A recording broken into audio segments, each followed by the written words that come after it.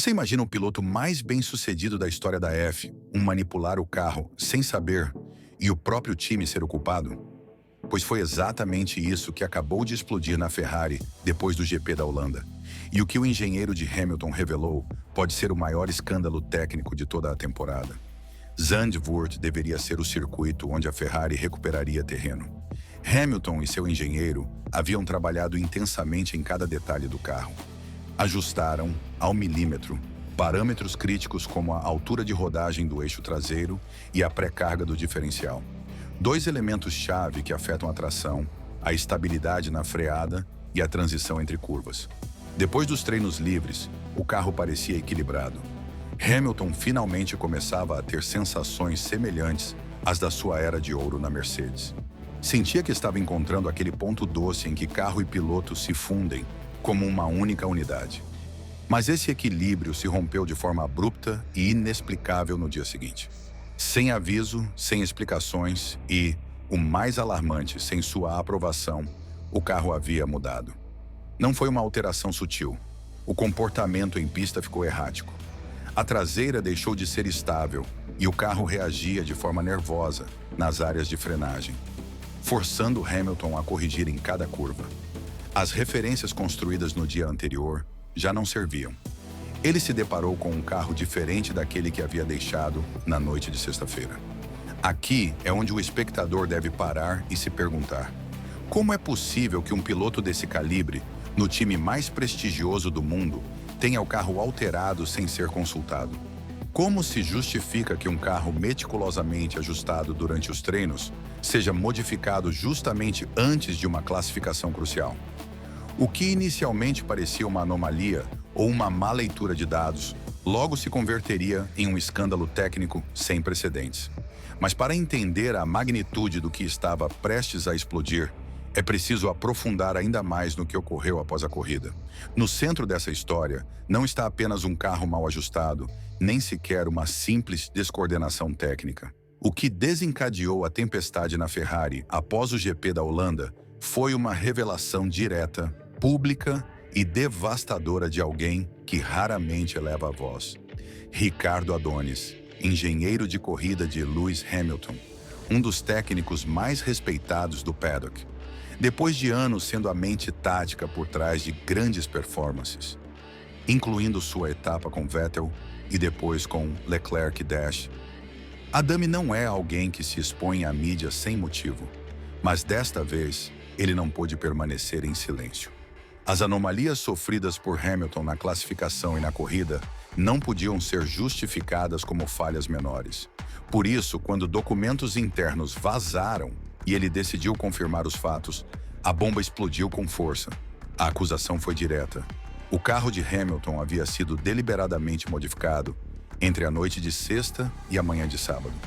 Foram ajustes não autorizados, executados fora do circuito tradicional de decisões que passa pelo piloto e por seu engenheiro. Especificamente, dois parâmetros críticos foram alterados. Primeiro, a altura de rodagem do eixo traseiro. Essa medida, que regula o quanto a traseira do carro fica elevada em relação ao solo, afeta diretamente a estabilidade na freada, a eficiência do difusor e o equilíbrio dinâmico do carro. Hamilton e Adami haviam dedicado horas para calibrá-la com precisão milimétrica. O carro finalmente tinha a traseira de que Hamilton precisava para confiar. Mas no sábado, esse trabalho foi por água abaixo. Segundo, a pré-carga do diferencial foi modificada, componente vital na gestão do torque distribuído entre as rodas traseiras. Uma pré-carga mal calibrada pode tornar o carro errático justamente quando o piloto solta o freio e começa a contornar a curva. E foi exatamente isso que aconteceu. Em cada curva, o carro se comportava como uma caixa de surpresas. Era imprevisível, perigoso e claramente inferior ao do dia anterior. Adami disse sem rodeios: as modificações foram executadas sem consentimento, sem discussão e sem justificativa técnica clara. O problema já não era apenas técnico, era estrutural. A equipe havia desrespeitado uma das regras mais sagradas do esporte: a confiança entre piloto e engenheiro. O mais desconcertante foi que essas alterações não foram aplicadas ao carro de Charles. O Monegasco manteve sua configuração original. Seu carro funcionou exatamente como ele havia pedido. Isso alimentou ainda mais a teoria de uma operação unilateral que, por razões ainda não claras, apenas prejudicou Hamilton. A reação no paddock veio rápido. Alguns sugeriram que se tratou de uma medida desesperada de uma célula interna da Ferrari para impor uma configuração mais ótima com base em simulações globais. Outros foram mais duros. O que ocorreu foi uma forma encoberta de sabotagem técnica, ou, no mínimo, um exemplo extremo de desorganização e falta de governança interna.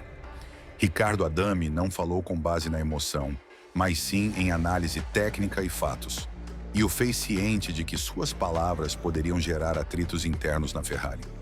Mas também sabia que o silêncio seria ainda mais danoso para o time e, sobretudo, para seu piloto. Porque na F1 moderna, a confiança entre engenheiro e piloto é mais importante do que nunca. Cada decisão, cada ajuste, cada mudança precisa ser acordada. Romper essa cadeia de confiança é como tirar a bússola de um navegador em meio à tempestade. E, em Zandvoort, Hamilton foi lançado nessa tempestade sem saber. Esse momento marcou um antes e um depois. Já não se tratava de adaptação ou de problemas técnicos de um carro difícil. Agora ficou evidente. Há dentro da Ferrari uma estrutura operando de forma autônoma, com poder suficiente para ignorar o piloto mais laureado da história. E isso levanta uma pergunta fundamental que ecoa até hoje. Quem manda realmente na Ferrari? A ideia por trás dessa estrutura era lógica no papel. Um time de elite dedicado a otimizar o desempenho total do carro por meio de simulações dinâmicas, estratégias climáticas, cálculos de carga aerodinâmica e previsões de comportamento em pista. Esse grupo não faz parte direta da equipe que viaja aos circuitos. Não está no muro dos boxes, nem no rádio com o piloto. É uma espécie de cérebro digital que opera à distância, com a promessa de encontrar soluções mais rápidas, objetivas e eficientes do que aquelas tomadas a partir do feeling do piloto ou da experiência direta do engenheiro. Mas na prática, essa estrutura adquiriu uma autonomia que está gerando conflitos profundos. Durante o GP da Holanda, foram eles que ordenaram as mudanças no SF25 de Hamilton. Mudanças que ignoraram por completo o trabalho prévio de pista. Mudanças que desfizeram dias de desenvolvimento pessoal e adaptação. E, o mais grave, sem consultar ou informar o próprio piloto. Com que argumento? Segundo fontes internas, os dados de simulação sugeriam que uma configuração mais agressiva na traseira poderia oferecer maior velocidade de reta e melhor comportamento em curvas de média, adaptando-se melhor à aderência cambiante do asfalto de Zandvoort. De Maranello, os algoritmos diziam que era preciso modificar. De Zandvoort, Hamilton dizia que o carro já estava perfeito. E a voz da simulação foi a que prevaleceu. Isso expõe uma das tensões mais modernas e perigosas da Fórmula 1 atual. A luta entre máquina e instinto, entre simulação e experiência humana. O que, em teoria, deveria ser uma ferramenta de apoio, transformou-se numa estrutura com capacidade de decisão direta. Capacidade que, neste caso, resultou em um desastre absoluto. O grupo central de desempenho não apenas agiu de forma unilateral, também demonstrou favoritismo técnico, porque enquanto o carro de Hamilton foi intervenido e desbalanceado, o de Charles Leclerc permaneceu inalterado. O Monegasco manteve exatamente a configuração que solicitara, e seu engenheiro de pista confirmou que não houve intervenção remota em seu carro. Isso não é só estranho, é alarmante. A Ferrari tem defendido a existência desse grupo como parte integral de seu processo técnico. Uma unidade desenhada para ajudar engenheiros e pilotos. Mas quando esse suporte se transforma em imposição, o resultado não é colaboração, é fratura. O caso Hamilton é o primeiro sintoma visível de uma estrutura que, sem controle nem limites claros, pode fazer mais mal do que bem. E o problema não é apenas técnico, é institucional. Porque se um piloto como Hamilton, com 7 títulos, mais de 100 vitórias, e uma das trajetórias mais respeitadas da história do esporte, pode ser ignorado, qualquer um pode. Esse episódio não só questiona a eficácia do Central Performance Group, também levanta questões inquietantes sobre a liderança na Ferrari. Quem supervisiona esse grupo? Quem autoriza suas intervenções? Quem os responsabiliza quando falham? Se a equipe não responder logo a essas perguntas, corre o risco de romper completamente a confiança entre seu staff técnico e seus pilotos. E isso, em um esporte em que confiança é tão importante quanto velocidade, pode ser o princípio do fim. O escândalo técnico deflagrado no GP da Holanda não foi um evento isolado, muito menos um incidente específico que possa ser resolvido com um pedido de desculpas interno ou uma reunião em Maranello. Ao contrário, o que aconteceu com o carro de Lewis Hamilton serviu para expor uma verdade mais profunda e dolorosa. A Ferrari não sofre apenas por erros estratégicos ou falta de ritmo contra a McLaren. A Ferrari está presa a uma crise estrutural que compromete seu futuro competitivo, sua coesão interna e sua credibilidade como equipe de ponta. Para entender isso, é preciso olhar além do drama do fim de semana em Zandvoort.